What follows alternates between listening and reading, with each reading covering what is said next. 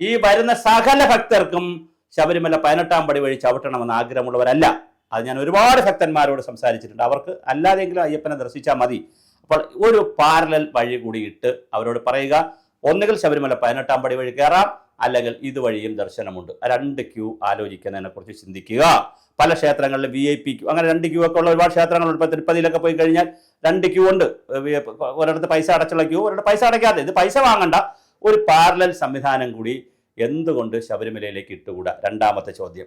3ാമത്തെ ചോദ്യം, മലേഷ്യയിൽ ഞങ്ങൾ പോയിരുന്നപ്പോൾ ഒരു കാട്ടിനകത്താണ്, കൊടും കാട്ടിനകത്താണ് അവിടുത്തെ ടൂറിസ്റ്റ് വില്ലേജ് സെറ്റ് ചെയ്തിരിക്കുന്നത്.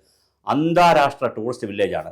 ആ വില്ലേജിലേക്ക് എയർ കാർ വഴിയാണ് ആളുകളെ കൊണ്ടുപോകുന്നത്. എന്തുകൊണ്ട്? നമ്മുടെ ജഡായിപ്പാറ, രാജീവ് അഞ്ചലിന്റെ ചടയമംഗലത്തെ ജഡായിപ്പാറയിൽ റോപ്പ് വേ ഉണ്ട്, പളനിയിൽ പോയാൽ റോപ്പ് വേ ഉണ്ട്. എന്തുകൊണ്ട് എയർ കാർ സിസ്റ്റം ശബരിമലയിൽ വെച്ചുകൂടാ? ഒരു പരിസ്ഥിതിക്ക് ദോഷം വരാത്തൊരു വിഷയമല്ലേ എയർ കാർ സിസ്റ്റം? എന്തുകൊണ്ട് വെച്ചുകൂടാ? എന്തുകൊണ്ട് റോപ്പ് വേ വെച്ചുകൂടാ? അപ്പൊ ശബരിമലയിലെ അടുത്ത നിർദ്ദേശം റോപ്പ് വേ എന്തുകൊണ്ട് വെച്ചുകൂടാ, എയർ കാർ എന്തുകൊണ്ട് വെച്ചുകൂടാ? അടുത്ത നിർദ്ദേശം എന്ന് പറയുന്നത് സീസണൽ സ്പോട്ട് അഡ്മിഷൻ ആരംഭിക്കുന്നത്, സ്പോട്ട് അഡ്മിഷൻ ഇല്ല, ഈ സ്പോട്ട് ദർശനത്തുള്ള സ്പോട്ട് ബുക്കിംഗ് ആരംഭിക്കുന്നത് എന്തുകൊണ്ട് ജനുവരി 1-ാം തീയതി ആളുകൾക്ക് മൊബൈൽ ആപ്പ് വഴി, വേറൊന്നും വേണ്ട, അവരുടെ മൊബൈൽ ആപ്പിൽ ശബരിമല ദേവസ്വം ബോർഡ് എന്നുള്ള മൊബൈൽ ആപ്പ് വഴി അയ്യപ്പ ദർശനം എന്ന് പറയുന്ന ഒരു മൊബൈൽ ആപ്പ് ഉണ്ടാക്കി കൊടുത്താൽ ആ മൊബൈൽ ആപ്പ് ജനുവരി 1-ാം തീയതി ഓപ്പൺ ആക്കാൻ കഴിയുന്ന രീതിയിൽ ആപ്പ് ഉണ്ടാക്കാൻ പറ്റും. ജനുവരി 1-ാം തീയതി ലോഡ് ചെയ്ത് കഴിഞ്ഞാൽ അതിനകത്ത് ആളുകൾക്ക് രജിസ്റ്റർ ചെയ്യാം. അപ്പോൾ അവർക്ക് രജിസ്റ്റർ നമ്പറും കിട്ടും, ഡേറ്റും കിട്ടും.